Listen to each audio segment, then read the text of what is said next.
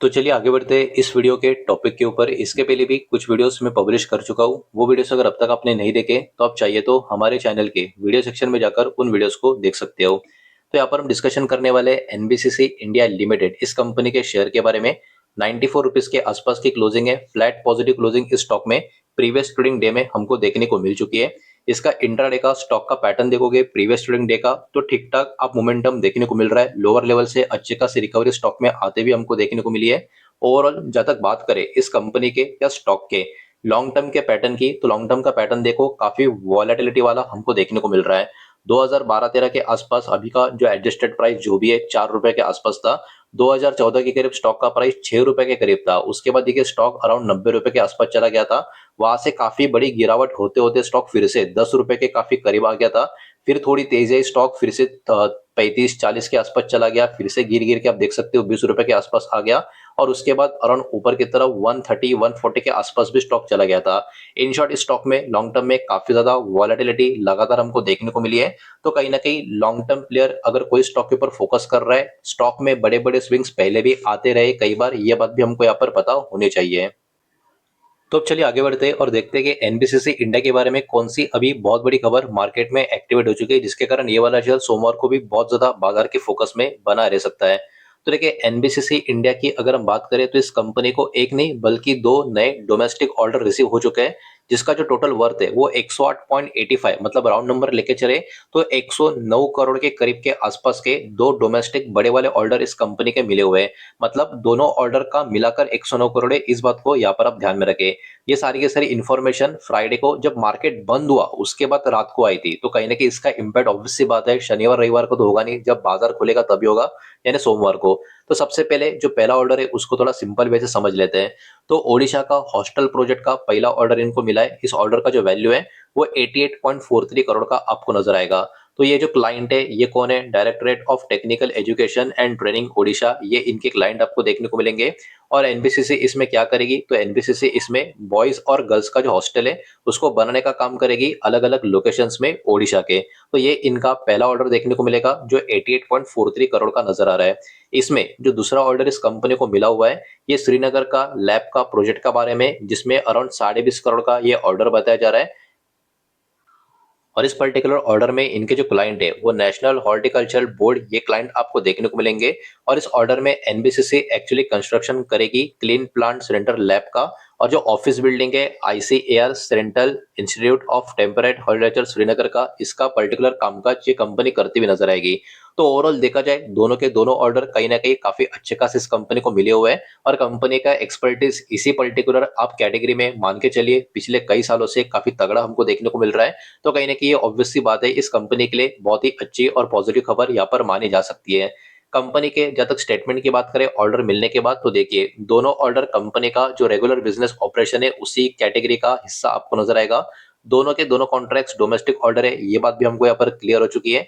Company ने ये भी क्लियर किया है कि ये किसी भी तरीके का रिलेटेड पार्टी ट्रांजैक्शन ऑर्डर नहीं है, मतलब कोई भी पार्टी यहाँ पर इन्वॉल्व नहीं है या फिर किसी भी प्रमोटर या प्रमोटर ग्रुप का इंटरेस्ट इस कॉन्ट्रैक्ट में नहीं है। तो ये क्लैरिफिकेशन देना पड़ता है, अगर पहले ही आता है तो ये काफी अच्छी बात मानी जाती है मार्केट के लिए। तो ये भी यहाँ पर इन्होंने क्लियर कर दिया है, जो ऑब्वियस सी बात है काफी अच्छी बात मानी जाएगी। अब देखिए एनबीसीसी इंडिया के ऊपर आप भी फोकस करते होंगे तो आपको पता होगा ये कंपनी का ऑर्डर बुक काफी मजबूत हो चुका है, बिकॉज लगातार इनको ऑर्डर मिलते जा रहे हैं। जुलाई के महीने की अगर हम बात करें अर्लियर, एनबीसीसी ने अनाउंस किया था 132 करोड़ का ऑर्डर आसाम और ओडिशा से। उसके अलावा भी बहुत सारे अलग अलग ऑर्डर इनको मिले हुए थे। इसमें जवाहर नवोदय विद्यालय प्रोजेक्ट्स की अगर हम बात करें तो एनबीसीसी यहाँ पर भी परमानेंट कैंपस बिल्ड करने जा रही है। उसमें अलग अलग आसाम के जो लोकेशन है वो भी आपको देखने को मिलेंगे। वैल्यू क्या था हर प्रोजेक्ट का वो भी यहाँ पर इन्होंने मेंशन किया था। स्पोर्ट्स हॉस्टल प्रोजेक्ट का भी ऑर्डर इनको मिला हुआ था ओडिशा का, जिसका ओवरऑल प्रोजेक्ट का वैल्यू भी अराउंड 21 करोड़ के आसपास का था। मतलब ऐसा नहीं कि इस कंपनी के पास ऑर्डर की कमी है, ऑर्डर कंपनी के पास भरपूर है, काम भरपूर है, ऑर्डर बुक काफी मजबूत है, जिसके कारण फ्यूचर का जो एक होता है ना कि रेवेन्यू का विजिबिलिटी, वो भी कंपनी के लिए काफी अभी के टाइम मजबूत बना हुआ है। तो ओवरऑल काफी अच्छी काफी पॉजिटिव खबर इस कंपनी के बारे में जो निकल कर आ रही है, जिसके कारण ये वाला शेयर लॉन्ग टर्म के लिए तो फोकस में बना रहेगा, लेकिन इस खबर की वजह से सोमवार को इस शेयर के ऊपर बाजार की नजर बनी रह सकती है। अब चलिए थोड़ा सा आगे बढ़ते हैं और भी कुछ डेटा इस कंपनी का जो है वो चेक करने की कोशिश करते हैं। लेकिन आगे बढ़ने से पहले वीडियो को लाइक कर देना, वीडियो को शेयर कर देना। पहली बार चैनल पर आ चुके हो तो चैनल को भी सब्सक्राइब जरूर कर देना। अब देखिए कंपनी का मार्केट कैप की बात करें, 25,340 करोड़ का कंपनी का मार्केट कैप है। मतलब कहीं ना कहीं अभी भी ये एक स्मॉल कैप कंपनी आपको नजर आएगी। स्टॉक के पी की बात करें तो स्टॉक का पी अभी के टाइम 38.3 के करीब देखने को मिलेगा। और इसके सामने अगर हम इंडस्ट्री पी चेक करने की कोशिश करें तो वो अराउंड 17 के करीब हमको देखने को मिल रहा है। तो देखिए जितना इंडस्ट्री का डिमांड चल रहा है, स्टॉक का डिमांड इंडस्ट्री से भी कई ज्यादा आगे चल रहा है। तो ये कहीं ना कहीं काफी पॉजिटिव बात अभी के टाइम पे इस कंपनी के बारे में मानी जा सकती है। प्लेज परसेंटेज की बात करें जीरो है, मतलब कंपनी के जो प्रमोटर्स है उन्होंने अपना कोई भी शेयर यहाँ पर गिरवी नहीं रखा है। टोटल असेट की बात करें तो टोटल असेट कंपनी के पास 16,274 करोड़ के आसपास का नंबर देखने को मिल रहा है, जो ओवरऑल काफी मजबूत, काफी पॉजिटिव यहाँ पर माना जाना चाहिए।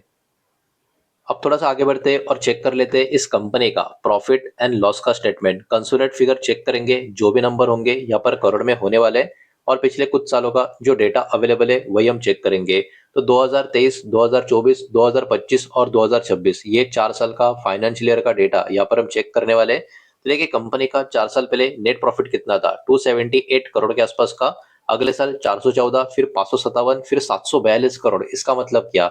इसका मतलब इस कंपनी का प्रॉफिट हर साल कंपेयर टू प्रीवियस ईयर ऊपर की तरफ जा रहा है। मतलब कंपनी सिर्फ और सिर्फ प्रॉफिट नहीं कर रही है, बल्कि अपने प्रॉफिट को भी इंक्रीज करने में कामयाब हो रही है। तो कहीं ना कहीं लॉन्ग टर्म में ये वाला कंपनी अभी के टाइम नंबर्स के हिसाब से पिछले 4 साल के प्रॉफिट मेकिंग के साथ साथ प्रॉफिट ग्रोइंग कंपनी हमको देखने को मिल रही है। अब थोड़ा सा आगे बढ़ते हैं और चेक करते हैं इस कंपनी का शेयर होल्डिंग पैटर्न का डेटा। अब देखिए 1-2 मिनट पहले हमने देखा था प्लेज प्रमोटर होल्डिंग कुछ भी नहीं थी, मतलब प्रमोटर ने अपना कोई भी जो शेयर है गिरवी नहीं रखा था। जून 2026 का लेटेस्ट पैटर्न यहाँ पर अवेलेबल है, जिसमें सबसे पहले प्रमोटर के होल्डिंग की अगर हम बात करें, 61.75% का स्टेक तो प्रमोटर के पास है। मतलब इस कंपनी के मेजोरिटी शेयर होल्डर्स प्रमोटर ही आपको देखने को मिलेंगे। एफएस की बात करें, 4.77% की स्टेक एफएस के पास है। Compare to previous quarter holding थोड़ी कम है, लेकिन फिर भी 5% के करीब का स्टेक एफएस का स्मॉल कैप स्टॉक में काफी अच्छा ही माना जाता है। उसके बाद डीएस की बात करें तो डीएस का स्टेक थोड़ा बढ़ चुका है, 10.75 से 11.28% का। तो ये तो अपने आप में काफी अच्छा नंबर स्टेक के हिसाब से आपको देखने को मिलेगा। पब्लिक होल्डिंग की बात करें, 22.50 से 22.20 हो चुका है, मतलब पब्लिक का माल थोड़ा सा कम हो चुका है। डीएस का इंक्रीज हो चुका है, ये बात भी हमको यहाँ पर देखने को मिल रही है। तो ओवरऑल देखा जाए स्टॉक तो ओवरऑल काफी अच्छे नंबर्स नजर आ रहे हैं, शेयर होल्डिंग पैटर्न भी काफी मजबूत आ रहा है, कंपनी लॉन्ग टर्म भी काफी बढ़िया प्रॉफिट करती हुई नजर आ रही है। लेकिन अभी का जो मेन थीम स्टॉक में चल रहा है वो है दोस्तों, ये जो नए ऑर्डर बड़े वाले इस कंपनी को मिले वही, इसके कारण सोमवार को भी जब मार्केट को लेगा बाजार की नजर इस शेयर पे बनी रह सकती है। यही सारा डेटा इस वीडियो के माध्यम से आपके सामने प्रेजेंट करना था। जो भी डेटा मैंने आपके सामने प्रेजेंट किया है सब कुछ एजुकेशनल, इंफॉर्मेशनल, न्यूज पर्पस के हिसाब से ही है। किसी भी तरीके का इन्वेस्टमेंट का एडवाइस या स्टॉक का रिकमेंडेशन मैं आपको दे रहा नहीं हूँ, ना ही मैंने आपको दिया है। इस बात को भी यहाँ पर आप ध्यान में रखें। उम्मीद करता हूँ वीडियो समझ आया होगा, पसंद आया होगा तो वीडियो को लाइक करें, दोस्तों से शेयर करें। पहली बार चैनल पर आ चुके हो तो सब्सक्राइब भी कर देना। और कोई भी स्टॉक में निवेश करने से पहले खुद की स्टडी रिसर्च जरूर करें, फाइनेंशियल एडवाइजर की सलाह जरूर ले। मिलते हैं नेक्स्ट वीडियो में, धन्यवाद।